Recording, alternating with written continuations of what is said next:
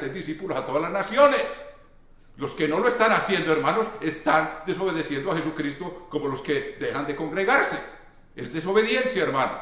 Tanto es que para poder estar sentado en el trono y reinar con el mundo, si no hizo la parte de ahora de predicar el evangelio, y luego Dios lo libra de la prueba que ha venido sobre el mundo entero.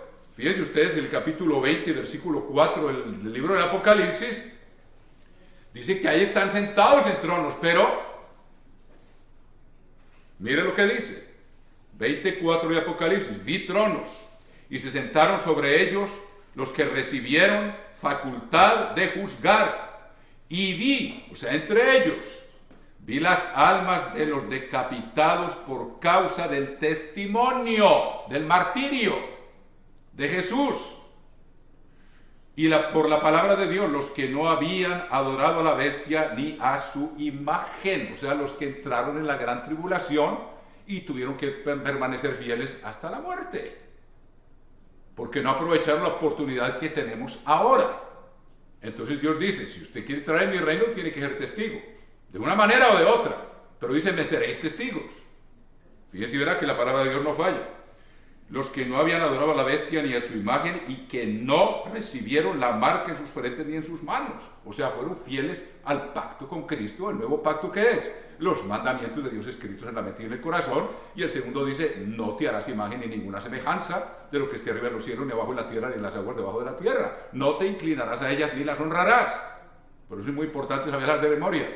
Porque yo soy el eterno, tu Dios, fuerte, celoso, que visito la maldad de los padres en los hijos, hasta la tercera y cuarta generación de los que me aborrecen, y hago misericordia por 1000 generaciones, o sea, por la eternidad, a los que me aman y guardan mis mandamientos.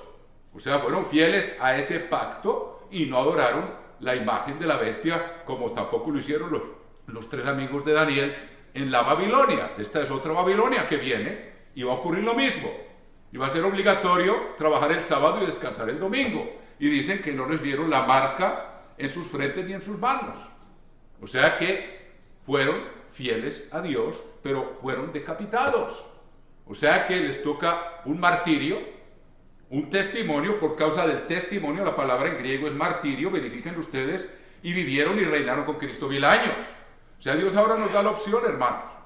Si queremos ser parte de esta obra, integrarnos en ella, apoyarla, hermanos, predicando ese evangelio, y procuramos hacerlo con todas nuestras fuerzas, hermanos, haciendo programas nuevos.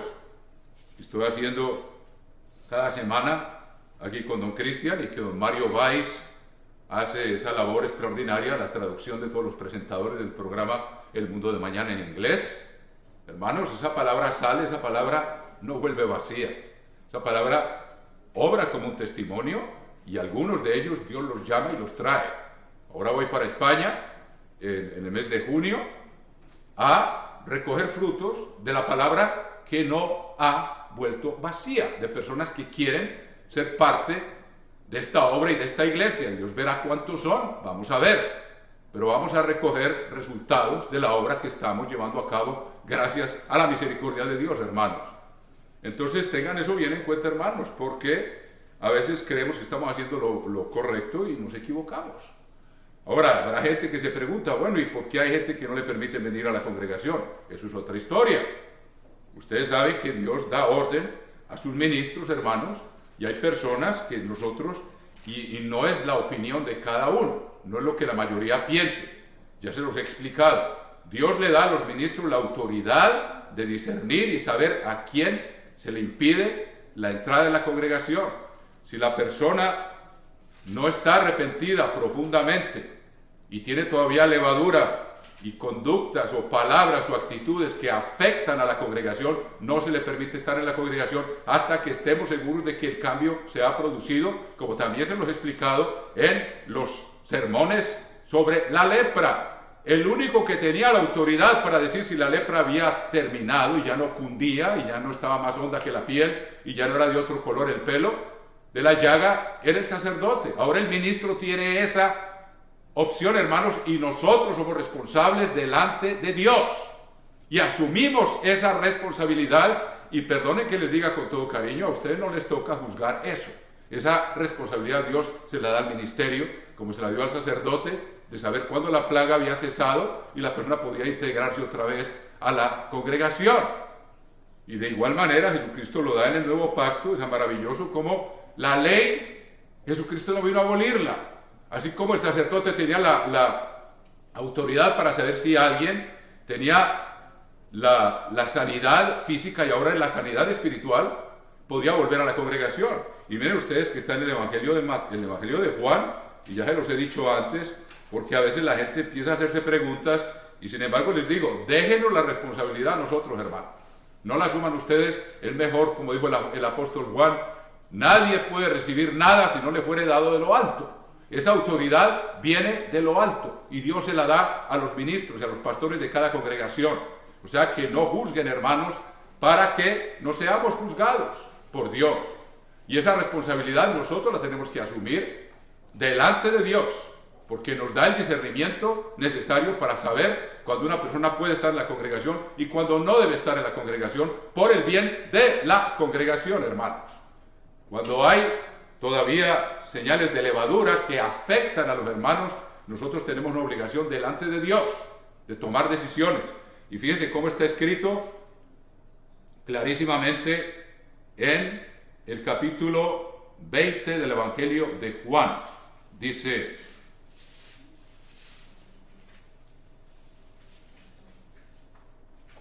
vamos a ver si lo encuentro. En el versículo 23. Y ténganlo en cuenta, hermanos, porque esta no es responsabilidad de los hermanos, es responsabilidad de los que Dios ha puesto como ministros. Y nosotros la tenemos que afrontar delante de Dios. Y no le toca a nadie más juzgar este tema, hermanos. Entonces, capítulo 20, versículo 23. A quienes remitiereis los pecados, les son remitidos. Y a quienes se los retuviereis, les son retenidos. Lo mismo que hacía el sacerdote mirando la llaga de la lepra. Bueno, ya cesó, ya no cunde. Son 3 características: ya no cunde, o sea, no está transgrediendo la ley, no está más honda que la piel, o sea que afecta el carácter de la persona, y no tiene otro color, o sea que es algo que no se puede ocultar. O sea que hay gran sabiduría en eso. Ahora, creo que surge también alguna otra pregunta por ahí. Entonces, no quiere decir que nosotros perdonamos los pecados, como alguien o alguna institución de cuyo nombre no quiero acordarme, que dice que ellos perdonan los pecados. La gente dice, ¿y esto cómo se cumple? O no se cumple como ustedes tal vez lo saben que se hace en esa institución, que va y confiesa, y la verdad es que no saben lo que es el arrepentimiento, porque después a los 8 días vuelven otra vez con el mismo pecado y toda la vida se la pasan en esas, sin que haya un verdadero cambio, porque no entienden lo que es el arrepentimiento. Dicen que van a hacer penitencia, y penitencia quiere decir que uno va a pagar uno mismo por los pecados, a darse golpes o a rezar no sé cuántas cosas, como si uno fuera el que va a pagar. Cristo es el que paga por los pecados de uno. Pero ahora que me metí en esto, quiero que lo entiendan. ¿Cómo tiene el ministerio autoridad sobre este tema? Muy sencillo. Cuando una persona pide bautismo, hermanos, y uno como ministro delante de Dios con ayuno y con oración, y consultando entre nosotros también, entre los ministros, en la multitud de consejeros hay seguridad, no tomamos decisiones unilaterales, siempre con consejo sabio, tal como Dios lo pide, y si es necesario acudir a la sede y a la autoridad más alta para pedir consejo. Cuando a una persona se le dice, usted todavía no lo vamos a bautizar, ¿qué estamos haciendo? Yo no le estoy diciendo, sus pecados no son perdonados por autoridad mía, le estoy diciendo, son retenidos, hasta que la persona cumpla los requisitos del verdadero arrepentimiento, de la fe en Jesucristo, hermanos. Entonces, cuando uno ve esos frutos de cambio, hacer frutos dignos de arrepentimiento, y que esta persona ya nos ha dado, que son frutos reales, entonces se decide, ahora lo vamos a bautizar. Entonces se le retuvieron los pecados hasta que se le dice, lo vamos a bautizar, en ese momento le son remitidos. Pero Dios es el que los remite, uno es un simple instrumento. Espero que me entiendan eso, hermano. Lo mismo a una persona se le puede decir, usted va a tener que estar fuera de la congregación. Pero cuando haya suficiente prueba de cambios reales, no aparentes, y eso Dios le da esa prerrogativa a los pastores y a los ministros. Entonces le puede decir, se puede volver a integrar. Entonces lo estábamos reteniendo y luego le son remitidos. Eso es bueno que ustedes lo sepan, hermanos, cómo funciona el gobierno de la iglesia y a quién le corresponden esas funciones. No nos corresponde a todos nosotros, como yo tampoco me puedo sentar a juzgar las decisiones que se tomen aquí en la sede, en la congregación de aquí. Yo tengo que respetar esa función, como dijo el apóstol Juan. Nadie puede arrogarse nada si no le fuere dado a lo alto. Si ponemos a juzgar las decisiones que toman los ministros, nos estamos metiendo en camisa de 11 varas, hermanos, como dice aquí el apóstol, como dijo Juan el Bautista, capítulo 3, que es un ejemplo hermosísimo de humildad. Le dijeron, capítulo 3, versículo 26 del Evangelio de Juan 3, 26.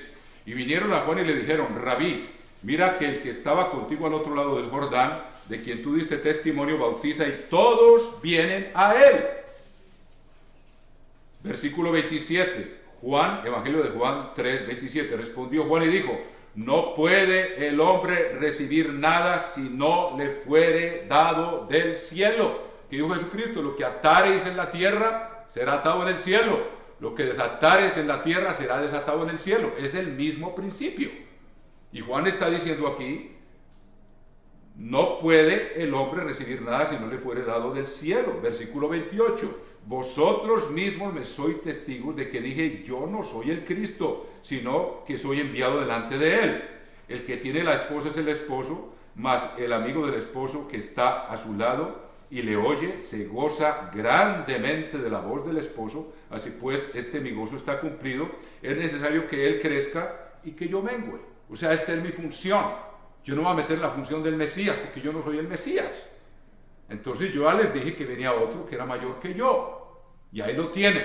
Entonces yo he cumplido con lo mío y me alegro de que él crezca y que yo mengüe. Asimismo nosotros debemos alegrarnos de que hay gente que está encargada de tomar decisiones muy difíciles y que no nos toca a nosotros, hermano. Entonces yo quería explicar estas cosas porque es muy importante, hermanos, que no vivimos una época en que hay mucha influencia del espíritu de Laodicea. El pueblo juzga, el pueblo critica, el pueblo dice, el pueblo decide. O sea que tenemos que tener mucho cuidado con eso, hermanos, porque precisamente en esa actitud está el rechazo del gobierno de Dios y las elecciones de los líderes por cuenta de las personas que deciden quién va a ser el líder, cuando Dios dice en la Biblia que Él es el que decide y nosotros debemos saber cuál es, por los frutos los conoceréis. O sea que la palabra de Dios es muy lógica, hermanos, y es muy bueno que tengamos todas estas cosas claramente en nuestro espíritu. Pues vamos a Ezequiel, porque es muy importante seguir hablando de este tema, que hay que perseverar hasta el fin. Hermanos, Ezequiel capítulo 33. Una vez más, son tantos los temas que se cruzan, pero hay que aprovechar cuando el Espíritu sopla para aclarar estas cosas ante las congregaciones, hermanos. Y tenemos que decir la verdad tal como es, sin temor, porque es a Dios al que tenemos que temer. 33, 11 del libro de Ezequiel. Diles, vivo yo, dice el Eterno, el Señor, que no quiero la muerte del impío. Hemos tocado varios temas aquí que yo no tenía en mente, pero muy bueno, si Dios nos da la oportunidad, que estas cosas queden claras en nuestra mente. Sino que se vuelva el impío de su camino, tal como lo leímos en los otros testimonios en 1 Timoteo y 2 epístola del apóstol Pedro. Y que viva, volveos de vuestros malos caminos, arrepentidos. ¿Por qué moriréis, oh casa de Israel? Y tu hijo de hombre di a los hijos de tu pueblo, la justicia del justo no lo librará el día que se rebelare. O sea, sí ha sido muy cumplido en guardar los mandamientos, en asistir a la asamblea, y el día que decide dejar de asistir se está rebelando, porque Dios manda que sea santa convocación. Hermanos, tenemos que aplicar la lógica de la Biblia. Y la impiedad del impío no le será estorbo el día que volviere de su impiedad. Que se arrepiente, Dios se olvida de todo lo que cometió antes. Y si uno ha vivido muy juiciosamente y después se rebela y empieza a infringir algún mandamiento, todo lo que hizo de atrás tampoco le va a servir, hermanos. Así es como Dios, por eso hay que perseverar hasta el fin. ¿Sí ven ustedes? Y el justo no podrá vivir por su justicia el día que pecare. O sea, todo lo que hizo antes ya no cuenta. Por eso, si no persevera hasta el fin, no va a ser salvo. Por eso esto viene a colación aquí. Versículo 13, cuando yo dijere al justo, de cierto vivirás, y él confiado en su justicia, lo cual ocurre mucho hoy en día, que nos vuelve orgullo, como lo explicó don Oscar Medina, confiado en su justicia y no recordando que nada podemos hacer si Cristo no está en nosotros y nos está ayudando. Hiciere iniquidad, todas sus justicias no serán recordadas, sino que morirá por su iniquidad que hizo. Y cuando yo dijere al impío, de cierto morirás, si él se convirtiere de su pecado e hiciere según el derecho y la justicia, y si el impío restituyere la prenda. Recuerden, cuando uno roba, no dice, Señor, me arrepiento de haber robado. Tiene que pagar lo que se robó, hermanos. Y más, como está escrito en la ley, a veces el doble, hasta el cuádruple y el quíntuple.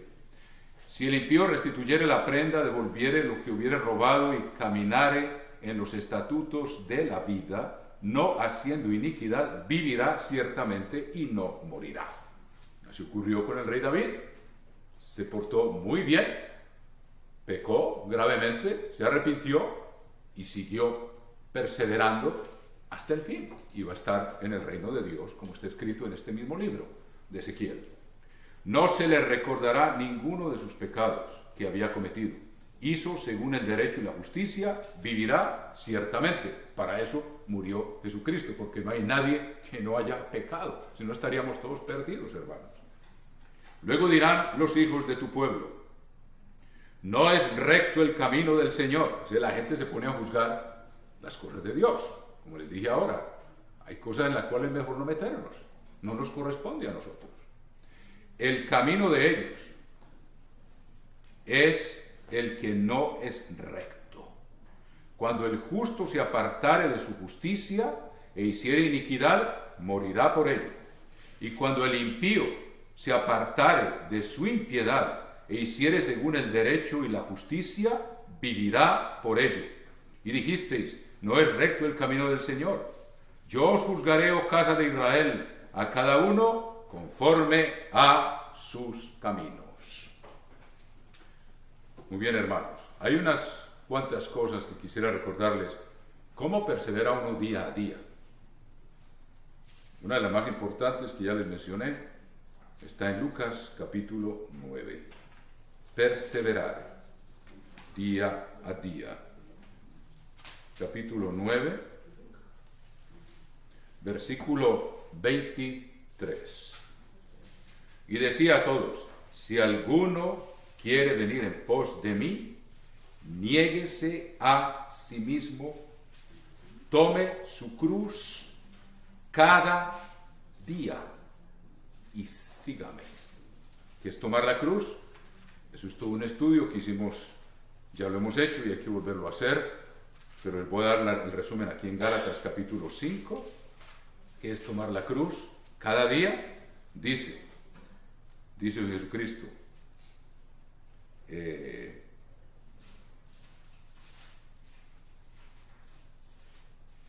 dice, capítulo 5 de Gálatas, versículo 19, y manifiestas son las obras de la carne, que son adulterio. Estamos llenos de eso, hermanos. Fornicación por todos lados, inmundicia, lascivia, obsesión sexual, idolatría, darle prioridad a otras cosas en lugar de Dios.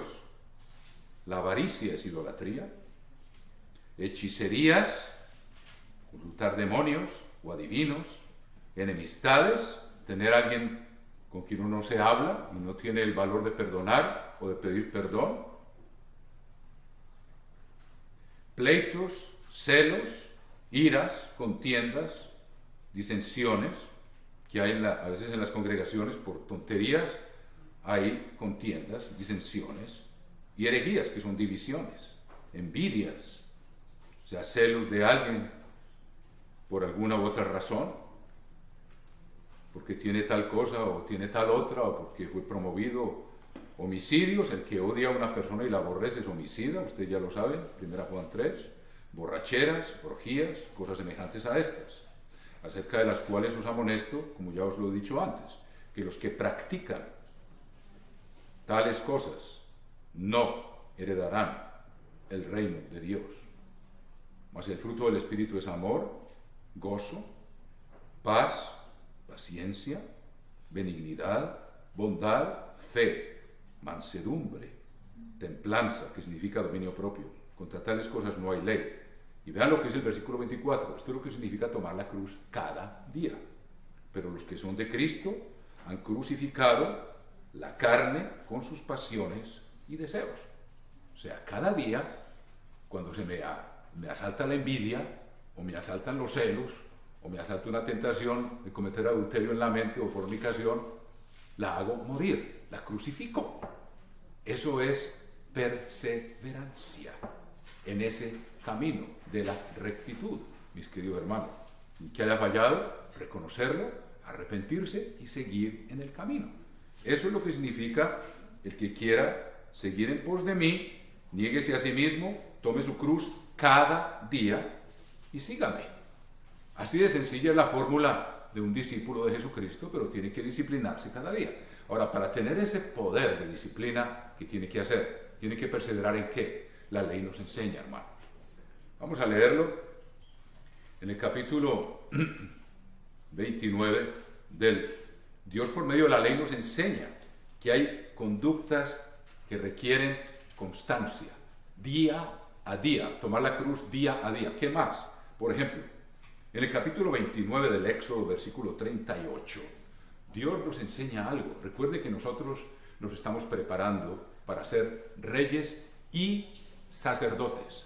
Y como lo hemos explicado en muchas ocasiones, desde ahora tenemos funciones sacerdotales que cumplir, que nos preparan para ese reinado como reyes y sacerdotes. En el capítulo 29, versículo 38 del Éxodo dice: esto es lo que ofreceréis sobre el altar, 2 corderos de un año cada día. La perseverancia es una disciplina de cada día hacer morir mis tendencias, cada día hacer morir todo lo que me quiera llevar cautivo a la ley del pecado. 2 corderos de un año cada día. Ahora, ¿cuál es el cordero? Jesucristo es el cordero que quita el pecado del mundo. Continuamente. La perseverancia exige una disciplina continua. Si no la tenemos, hermanos, entonces vamos a obligar a Dios a que nos ponga en un aprieto tremendo en el que vamos a tener que clamar a Él día y noche. O vamos a estar tan débiles que no vamos a resistir cuando tengamos que afrontar la vida o la muerte ante una estatua que hay que adorar, hermanos, para hablar en términos bien claros. Porque eso se viene y hay gente que se asusta porque decimos eso. Sin embargo, tenemos que cumplir con habérselo advertido, y lo digo para mí mismo, porque yo no puedo confiar en mí mismo tampoco, hermano. Sin mí, nada podéis hacer. Luego dice, fíjense que dice, cada día, continuamente. Ahí están, son instrucciones de Dios. Vamos a ver cómo se cumple ahora. Ahora no ofrecemos sacrificios de corderos físicos, pero vamos a ver cuán hermosamente esto tiene un cumplimiento que debemos llevar a cabo cada día para tener esa disciplina de perseverar. Perseverar incluye muchas cosas, hermanos. Y luego, ¿qué dice? Ofrecerás el uno de los corderos por la mañana y el otro cordero ofrecerás a la caída de la tarde. O sea que es algo continuo. Además, con cada cordero, 1/10 parte de un efa de flor de harina.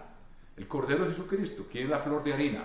Era la harina que se ponía encima, la mejor, de mejor calidad. Jesucristo es el pan de vida. No solo de pan vivirá el hombre, de cada palabra que sale de la boca de Dios. Acabamos de celebrar la semana de panes sin levadura.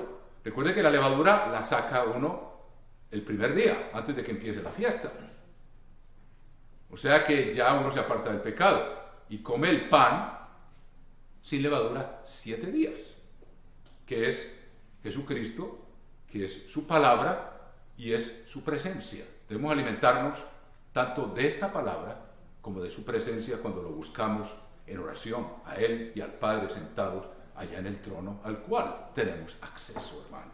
Y luego dice, la 10ª parte de un efa de flor de harina, amasada con la 4ª parte de un hin de aceite.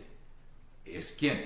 Jesucristo impregnado del Espíritu Santo, representado por el aceite. Entonces el cordero representa a Cristo, la harina también, diferentes funciones de Él. El cordero nos libra del pecado, la harina es el pan de vida, impregnada con aceite es el Espíritu Santo, que cuando comemos a Cristo es porque nos llenamos del Espíritu. Las palabras que os he hablado son Espíritu y son vida. Y luego dice, con la 4ª parte de un hin de olivas machacadas, y para la libación la 4ª parte de un hin de vino. ¿Qué representa el vino? La sangre de Cristo en el nuevo pacto, y por medio de ese vino podemos pedirle a Dios el Padre que nos perdone, confesamos nuestros errores, nuestras caídas, nuestros pecados, y podemos llegar a su santa presencia gracias a ese vino, gracias al Cordero, alimentarnos de la presencia de Dios. Esto nos enseña la ley en términos físicos. Vamos a ver cómo se cumple ahora, para que vean ustedes que tenemos una obligación de perseverar a diario y que eso requiere disciplina a mañana y a tarde.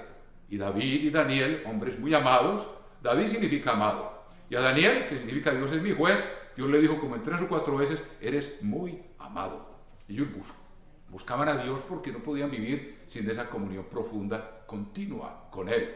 Eran perseverantes y perseveraron hasta el fin, hermanos. Y luego dice, ofrecerás el otro cordero a la caída de la tarde. O sea que debemos orar a mañana y tarde. Y vamos a ver que está instruido en el nuevo pacto, haciendo conforme a la ofrenda de la mañana y conforme a su libación en olor grato, ofrenda encendida al Eterno. O sea que uno le presenta a Dios esta ofrenda por medio de Jesucristo, que a Él le llega como olor grato, porque es su Hijo, a quien Él ama. Este será el holocausto continuo por vuestras generaciones, a la puerta del tabernáculo de reunión. Ahora tenemos un tabernáculo en el cual podemos llevar a cabo estos sacrificios, lo vamos a ver en un momento, delante del Eterno, en el cual me reuniré con vosotros para hablaros allí. Dios el Padre ahora nos habla por medio del Espíritu de Él que vive en nosotros.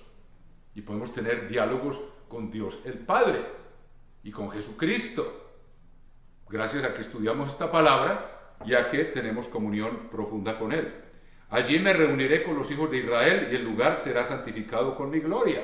Hoy en día nosotros hemos sido santificados por la sangre de Cristo y por el bautismo y por el Espíritu Santo que nos aparta del mundo, hermanos. Y santificaré el tabernáculo de reunión y el altar. Santificaré a sí mismo a Aarón y a sus hijos, y nosotros ahora somos el sacerdocio de Melquisedec, no el de Aarón. El de Melquisedec incluye reyes y sacerdotes. Jesucristo era sacerdote del rey, sacerdote del Dios Altísimo y rey de Salem. Las dos cosas en una sola. Sacerdote del Dios Altísimo, de Dios el Padre. De hecho, es la primera mención que se hace de que hay otro ser ahí, que sabemos hoy que es Dios el Padre. Está en el capítulo 14 del Génesis. Sacerdote del Dios Altísimo y rey de Salem. En Jesucristo se reúnen las dos funciones, y como nosotros somos parte de Él, somos hermanos de Él, engendrados por el mismo Padre, vamos a desempeñar las dos funciones nosotros también. Pero tiene que haber una disciplina desde ahora de perseverancia para poder entender y poder llevar a cabo esas funciones en el mundo de mañana. Tenemos que llevar las funciones ahora de ese sacerdocio santo, hermano, perseverando en ellas. Y habitaré entre los hijos de Israel y seré su Dios. Dios estaba con ellos, Él estaba en el tabernáculo, ahora está dentro de nosotros. Cada cuerpo de una persona bautizada es un templo del Espíritu de Dios, hermano. Así como se cumple todo, y conocerán que yo soy el Eterno, su Dios, que los saqué de la tierra de Egipto para habitar en medio de ellos, yo el Eterno, su Dios. Ahora, ¿qué tenemos que hacerlo ahora? Vamos a ver dónde está eso. En el capítulo 13 de Hebreos, ustedes van a encontrar algo muy interesante, capítulo 13 de Hebreos, en lo cual debemos perseverar cada día. ¿Qué dice el apóstol Pablo aquí? Capítulo 13, versículo 15 de Hebreos. 13:15. Así que ofrezcamos siempre a Dios. Ahora la palabra siempre debería ser traducida como continuamente. En inglés, ustedes van a ver, y en francés está traducido, así que ofrezcamos continuamente a Dios por medio de Él. O sea, un sacrificio continuo. ¿Por medio de quién? Por medio del Cordero, por medio de Jesucristo. Sacrificio. Ajá, sacrificio de alabanza. Ya no es un cordero físico, sino un sacrificio de alabanza, es decir, fruto de labios que confiesan su nombre. Por eso es de grato olor, porque estamos lavados con la sangre del Cordero. Ahora miren lo que dice el apóstol Pedro para completar el cuadro. Primera epístola de Pedro, capítulo 2, dice, versículo 4. Primera Pedro 2:4, acercándonos a Él, piedra viva. ¿Quién es la piedra viva? Jesucristo. Desechada ciertamente por los hombres, mas para Dios escogida y preciosa. Vosotros también, como piedras vivas, sed edificados como casa espiritual. O sea que ahora nosotros somos la casa donde Dios mora y santifica por el Espíritu que mora en cada uno de nosotros. Y sacerdocio santo, ahí lo tienen. Ahora tenemos esa función, según el orden de Melquisedec, un sacerdocio espiritual, para ofrecer sacrificios espirituales agradables a Dios por medio de Jesucristo. Ahí está. El sacrificio diario que leímos, ¿quién era el Cordero? Que representa la harina impregnada del aceite y la sangre. O sea que por medio de Jesucristo podemos presentarnos donde el Padre y ofrecer sacrificios espirituales. Ahí lo tienen, o sea que eso es una instrucción del sacerdocio, lo tiene que hacer continuamente. Luego nosotros tenemos que hacerlo, como Pablo dice, continuamente.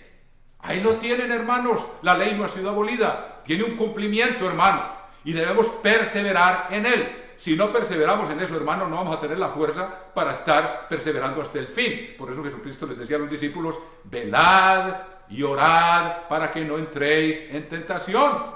Pues se durmieron, y ahí está el ejemplo de nosotros. Llegó Judas con los soldados y los alguaciles y les dio miedo y salieron corriendo todos, hermanos. Lo mismo nos va a pasar a nosotros si no estamos haciendo esto con perseverancia, en forma continua. Ahora miren ustedes la ley del holocausto. ¿Qué había que hacer? Lo que Dios dice. El fuego que Dios enciende, hermanos, nadie lo puede apagar. Vean ustedes el capítulo 12 del libro del Levítico. Capítulo 12. Levítico 6:12. ¿Ah? 6:12. 6, perdón. Capítulo 6, gracias. Capítulo 6 del libro del Levítico dice... Vamos a ver antes, dice 6:8. Habló aún el Eterno a Moisés diciendo, manda a Aarón y a sus hijos y diles, esta es la ley del holocausto. O sea, Dios da instrucciones adicionales a ese holocausto diario que nosotros tenemos que obedecer hoy en día y ofrecer con perseverancia para mantenernos fuertes. Sin Dios no podemos hacer nada. Si tratamos de hacerlo sin oración, sin comunión con Dios, hermanos, estamos perdidos. El holocausto estará sobre el fuego encendido sobre el altar toda la noche. Por eso hay un sacrificio en la tarde. Cuando el sacrificio se hacía en la tarde, había suficiente leña para que el sacrificio siguiera quemando toda la noche. Cuando uno ora por la noche, hermanos, ese sacrificio se prolonga, como dice el rey David, aún en las noches me instruye mi conciencia. Y lo hice muchas veces que hasta se levantaba a medianoche para mantener esa comunión con Dios, que algunos de nosotros debemos de aprender a hacer, hermanos. Manda a Aarón y a sus hijos y diles, esta es la ley del holocausto. Estoy leyendo Levítico 6:9. Es una ley. Estará sobre el fuego encendido sobre el altar toda la noche hasta la mañana. El fuego del altar arderá en él. Y el sacerdote se pondrá sus vestidos de lino y vestirá calzoncillos de lino. ¿Qué es el vestido de lino? Las acciones justas de los santos. Para poder estar ofreciendo sacrificios de Dios, tenemos que estar vestidos de lino blanco, o sea, obedeciendo a Dios. Todo tiene significado hoy en día, hermano. Y luego que dice, y calzoncillos de lino, dice que si no tenía calzoncillos moría, porque son pecados ocultos, y Dios quiere que tengamos calzoncillos, tal como lo explica en el capítulo 28 del libro del Éxodo, que no me quiero meter allá ahora con eso, pero dice que tendrá calzoncillos debajo de la túnica para que no muera, porque Si no se manifiesta la desnudez es símbolo de pecado. O sea que debemos estar limpios delante de Dios por dentro y por fuera. Eso es lo que eso significa. Y cuando el fuego hubiere consumido el holocausto, apartará él las cenizas de sobre el altar y las pondrá junto al altar. Esta es la acción física. Después se quitará sus vestiduras y se pondrá otras ropas y sacará las cenizas fuera del campamento a un lugar limpio. El fuego encendido sobre el altar no se apagará, sino que el sacerdote pondrá en él leña cada mañana y acomodará el holocausto sobre él y quemará sobre él las grosuras de los sacrificios de paz. El fuego arderá continuamente en el altar, no se apagará. Esta es la ley de la ofrenda. O sea, hermanos, que tú tienes que mantener el fuego encendido de la comunión con Dios. ¿Tenemos tiempo todavía? Sí, como unos 15 minutos. ¿Ah? Como unos 15 minutos. Esto son cosas que ustedes ya saben, pero cuando uno lo mira desde el punto de vista de la perseverancia, hermanos, es lo que queremos insistir. Esto implica una disciplina diaria, hermanos, que si la descuidamos, no vamos a tener fuerzas para perseverar hasta el fin, hermanos. Ahora, ¿cuál otra función tenía? Ahora, el fuego tenía que estar encendido. ¿Cómo llegó el Espíritu Santo? El Espíritu Santo llegó en forma de lenguas de fuego. Jesucristo dijo que Él venía a encender un fuego sobre la tierra y que lo que quería era que ardiera. Ese fuego, hermanos, cuando Jesucristo inició la iglesia, el nuevo pacto, cuando ya no era un tabernáculo construido fuera del campamento, que estaba con el pueblo, cuando el Espíritu Santo llegó en forma de lenguas de fuego, el pueblo es la casa de Dios y cada uno es una piedra viva y un templo de ese Espíritu. Y eso tiene que mantenerse ardiendo y nunca se ha apagado, hermanos. Cuando alguien es ordenado en la iglesia del Dios viviente, hermanos, o en una iglesia de Dios, que sea verdaderamente iglesia, que guarde los 10 mandamientos, que guarde las leyes de Dios, ese espíritu que se transmite, o cuando la gente es bautizada, viene desde allá. Porque esa iglesia nunca ha dejado de existir, hermanos. Y tenemos la historia que nos traza directamente a ese acontecimiento. Y tenemos las diferentes eras, y las entendemos, y las comprendemos, y sabemos en cuál estamos, y qué función estamos llevando a cabo, y que tenemos una puerta abierta, que un día de esto se va a cerrar. Jesucristo dijo, 12 horas tiene el día, pero llega la noche cuando nadie puede trabajar. Va a llegar un momento en que esta obra va a cesar, y tenemos que aprovechar bien el tiempo, hermanos. Pero esta iglesia es la continuación de ese fuego que Dios envió en la forma de su espíritu, esa presencia que viene a iluminar el templo de cada uno. Y a cada uno de nosotros nos corresponde mantenerlo encendido, hermanos. Si no hacemos nuestra parte, ese fuego está encendido, de todas maneras. Otros que son fieles y que han perseverado hasta el fin, lo han mantenido encendidos y ha continuado de generación en generación hasta ahora, hermano. Es tremendo saber eso. Esta iglesia y conocer la historia de esta iglesia y no perder de vista ese cuadro que Dios nos da y volvernos como caballos cocheros, como decimos, con una visión muy corta de las cosas, hermanos. Tenemos que tener esa amplitud de la visión. O sea que el fuego está ardiendo todavía. Y a cada uno de nosotros, si lo dejamos apagar, hermanos, es perder el espíritu.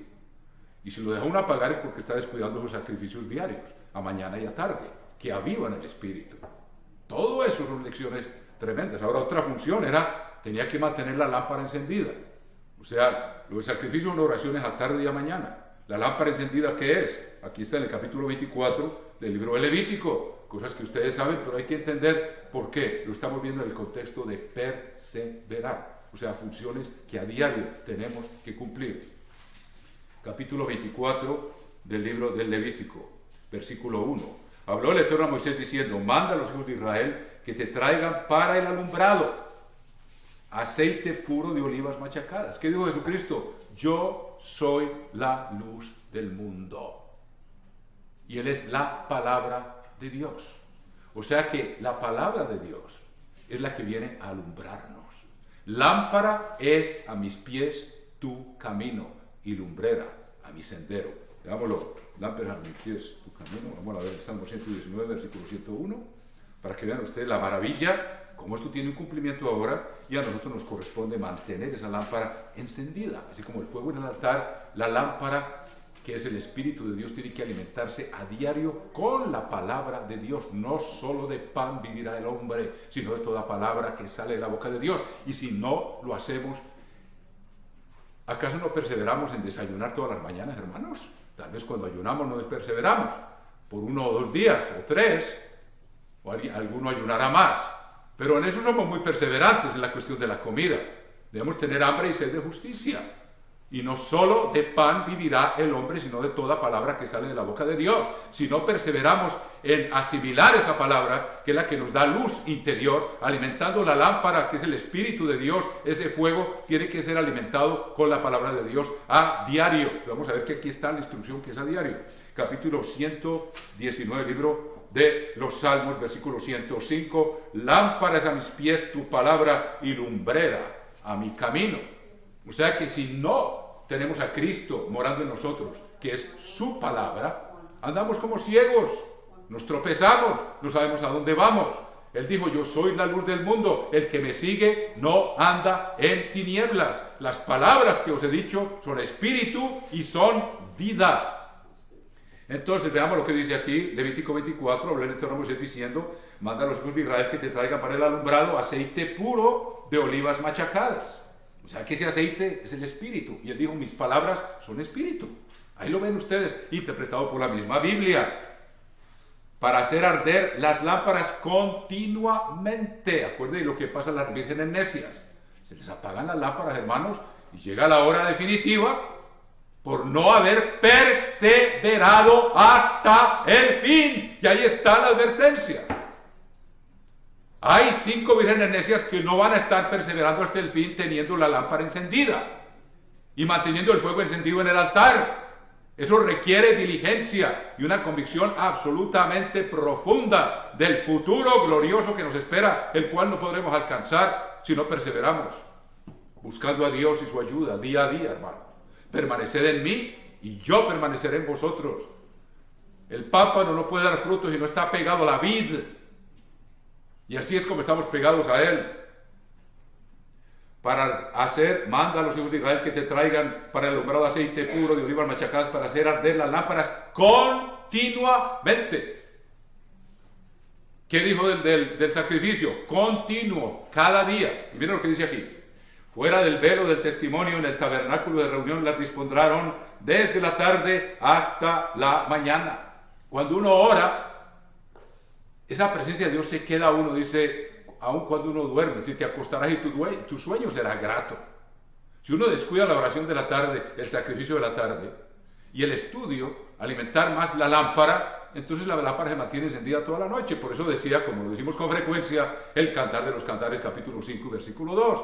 Yo dormía, pero mi corazón velaba, porque el fuego está encendido en el altar. Y la lámpara también está encendida porque he mantenido mi comunión, me he alimentado de esa palabra de Dios. Hermanos, esto es un camino exigente, pero lo que Dios nos tiene para nosotros es tan maravilloso, hermanos, tan grande, que no podemos descuidar una salvación tan grande. No la podemos descuidar. ¿Qué hace la mujer de Proverbios 31? Su lámpara no se apaga de noche. O sea que le pone su buena dosis de aceite, palabra de Dios, antes de acostarse. Meditación, estudio. Y arde toda la noche.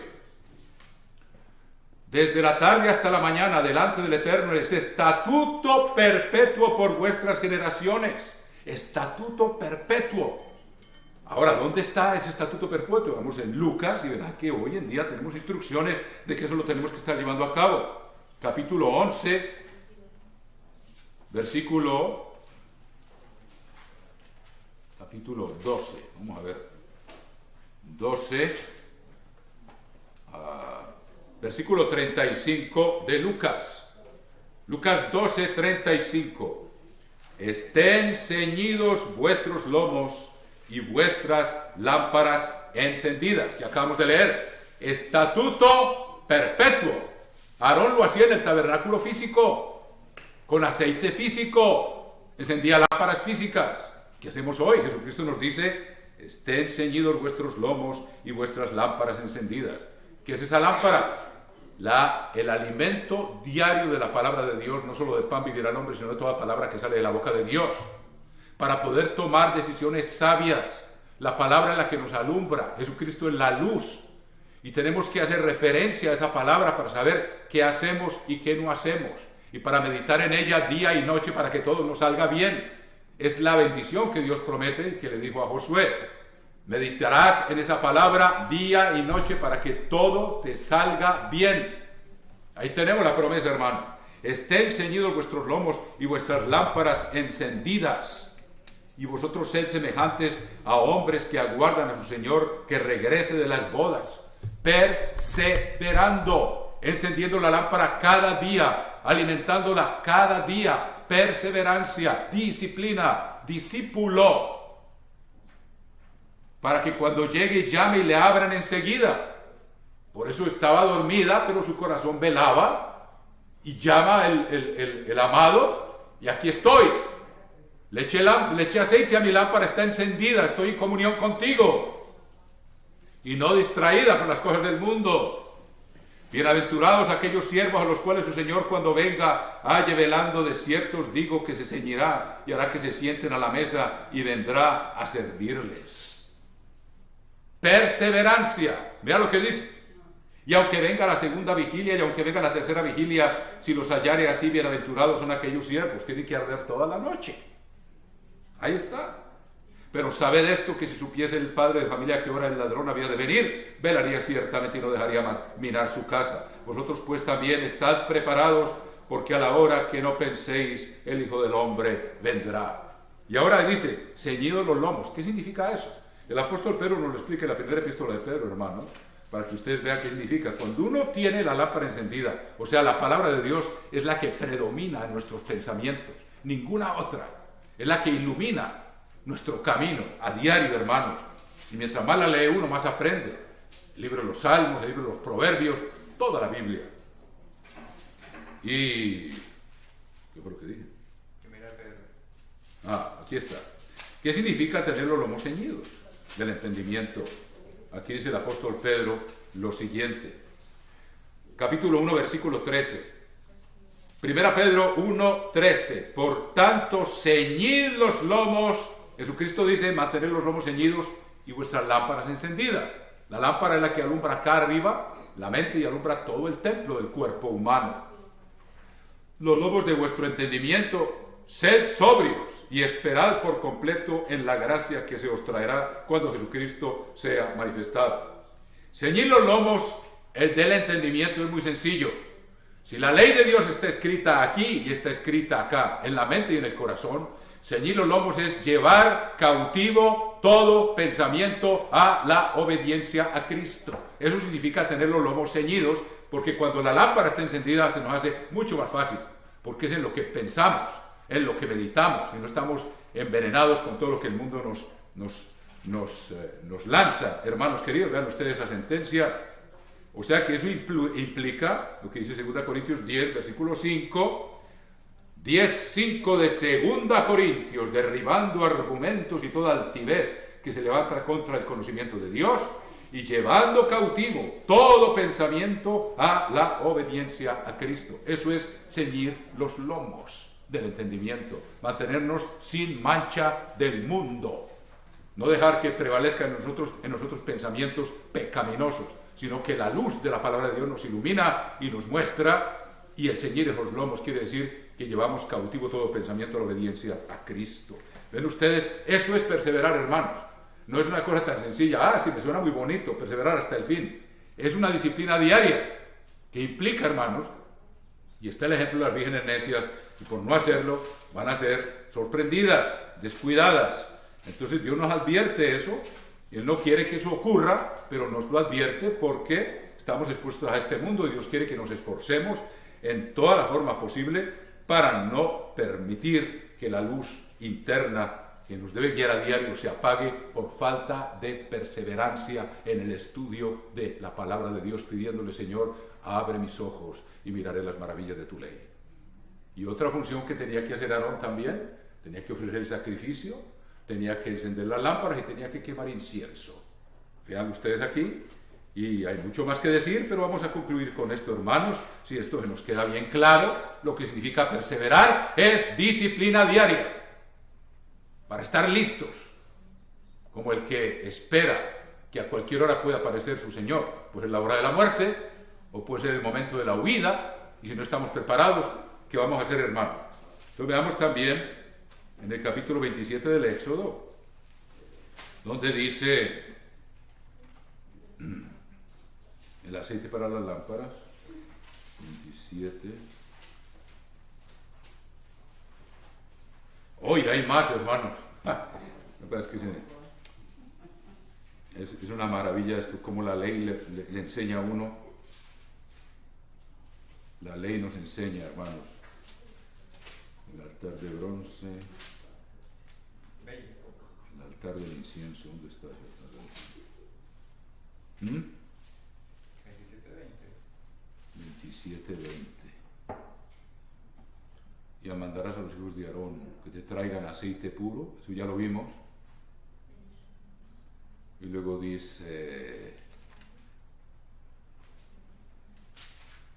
de allí me declararé a ti el altar de bronce, el candelero de oro, aceite para las lámparas. Mis hermanos queridos. En todo caso, la misma hora en que encendía las lámparas, tenía también que quemar el incienso, hermanos. Todas las tardes. Tenemos una disciplina que seguir.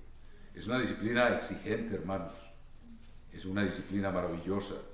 Y cuando el fuego está bien encendido y no está así medio apagado, no sé si a ustedes les ha tocado prender un fuego en el campo, que es difícil a veces cuando está húmedo, pero cuando uno lo mantiene bien encendido, quema la humedad, hermanos, no hay quien lo apague. Entonces, así lo debemos de mantener y llevar a cabo esas funciones. Y recuerden que este es el pan de la proposición también. Todo eso nos enseña. ¿Qué es el pan de la proposición? Era un pan que tenía que ponerse en 2 hileras, 6 y 6, representando las 12 tribus de Israel, de las cuales nosotros somos parte. Ese pan era sin levadura, por eso se ponía en la presencia de Dios. Se llama el pan de la proposición, que significa el pan de la presencia. O sea que Dios espera que estemos sin levadura todo el año, no únicamente en la semana de panes sin levadura. Por eso ese pan se renovaba cada semana, porque cada semana llegamos a renovarnos, como lo estamos haciendo ahora, en el día sábado, con la palabra de Dios. Entonces el sacerdote sacaba el pan de la semana anterior y ponía pan nuevo y le ponía incienso encima. Somos nosotros, que Dios tiene sus ojos continuamente sobre nosotros. El pan de la presencia.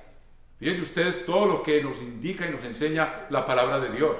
Y por eso grandes hombres de Dios, como Elías, vean ustedes el capítulo 17 del primer libro de los Reyes, capítulo 17 del primer libro de los Reyes dice, versículo 1, primero Reyes 17:1, entonces Elías Tisbita, que era de los moradores de Galaad, dijo a Acab, vive el Eterno de Dios de Israel, en cuya presencia estoy. Elías tenía una comunicación profunda, íntima y continua con Dios, como la tenía Jesucristo con su Padre. Y que nosotros, Dios nos ordena, orad sin cesar, que aprendamos a mantener y a perseverar en la presencia de Dios. Y fíjense que aquí en el capítulo 18 de ese mismo primer libro de los Reyes, versículo 15, lo repite. Y le dijo Elías, vive el Eterno de los ejércitos, en cuya presencia estoy. Que hoy me mostraré a Acab, a él, o sea, al rey. O sea, Elías caminaba con Dios, Noé caminó con Dios, Enoc caminó con Dios. Nosotros tenemos que caminar con Dios, estar en su presencia, perseverar para cuando llegue el fin, estemos listos en la presencia de Dios, no nos sorprenda descuidados. Eso exige ese discipulado, que no es otra cosa que la obediencia. Y bien, lo interesante que Eliseo, discípulo de Elías, también aprendió. En el capítulo 3 del segundo libro de los Reyes, leemos 3:14 del segundo libro de los Reyes, y Eliseo dijo, vive el Eterno de los ejércitos, en cuya presencia estoy. O sea que los panes de la presencia nos están diciendo que nosotros somos el Israel de Dios y tenemos que mantenernos en la presencia de Dios continuamente. Y esa disciplina del sacrificio de la mañana y de la tarde, esa disciplina de la lámpara encendida, siempre mantener vuestras lámparas encendidas, ceñidos vuestros lomos, la disciplina de quemar el incienso que sube a Dios, capítulo 5 del Apocalipsis, las oraciones de los santos son el incienso, que ahora antes se quemaba ahí en el altar, abajo en el altar físico, ahora sube directo al tercer cielo, al trono de Dios. Y veamos cómo Eliseo vuelve y repite aquí en el capítulo 5 del segundo libro de los Reyes, versículo 16, segundo libro de los Reyes 5:16, mas él dijo, vive el Eterno en cuya presencia estoy, que no lo aceptaré. cuando le quiso dar el leproso Naamán, le quiso dar grandes tesoros para darle gracias por haber sido sanado de la lepra. Y dice, vive el Eterno de los ejércitos en cuya presencia estoy. Y el siervo de él no estaba en la presencia de Dios. Por eso se fue con su codicia a pedirle a Naamán que le diera, que Eliseo le había mandado decir que le diera a él una parte de sus tesoros que le quería dar. O sea que los panes de la presencia, Elías vivía en la presencia de Dios, Eliseo estaba en la presencia de Dios. Quiere decir, hermano, estamos hablando de una perseverancia. Todo nos recuerda una disciplina diaria que el mundo de hoy nos quiere arrebatar, hermano, nos la quiere quitar. Y una vez que se establece ese contacto, hermanos, eso no es ninguna carga. Los mandamientos de Dios no son gravosos. Fíjese que las oraciones de los santos, que era el incienso que Aarón tenía que encender cada tarde cuando encendía las lámparas. Vamos a ver si está aquí en Levítico, de pronto lo encuentro. En Levítico 24, yo creo que puede que esté ahí.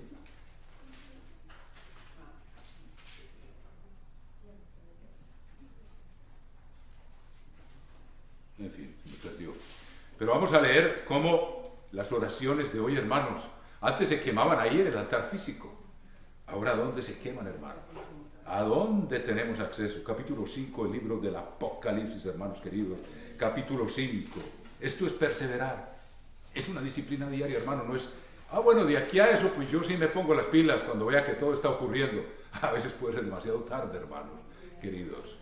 Capítulo 5 dice, y versículo 8 del libro del Apocalipsis. Y cuando hubo tomado el libro, los 4 seres vivientes y los 24 ancianos se postraron delante del Cordero. Todos tenían arpas y copas de oro llenas de incienso, que son las oraciones de los santos. Recuerden que ese incienso estaba encima de los panes de la proposición. El sacerdote recogía ese incienso y lo quemaba delante de Dios. Los panes de la proposición son el Israel de Dios, los únicos que hasta hoy tenemos acceso al trono de Dios continuamente, por ser parte de Israel, por haber sido engendrados con el Espíritu de Dios, hermanos. Y fíjense, el capítulo 8 queda confirmado todavía más, capítulo 8, versículo 4 del mismo libro del Apocalipsis, y de la mano del ángel subió a la presencia de Dios el humo del incienso con las oraciones de los santos. Hermanos, tenemos privilegios muy inmensos, hermanos. La perseverancia es un camino de vida de un discípulo que sigue las huellas de su maestro y pone por obra estos estatutos perpetuos que les he demostrado que se hacían allá en el antiguo pacto y que tienen un cumplimiento que nos corresponde a nosotros llevar a cabo con perseverancia en el nuevo pacto.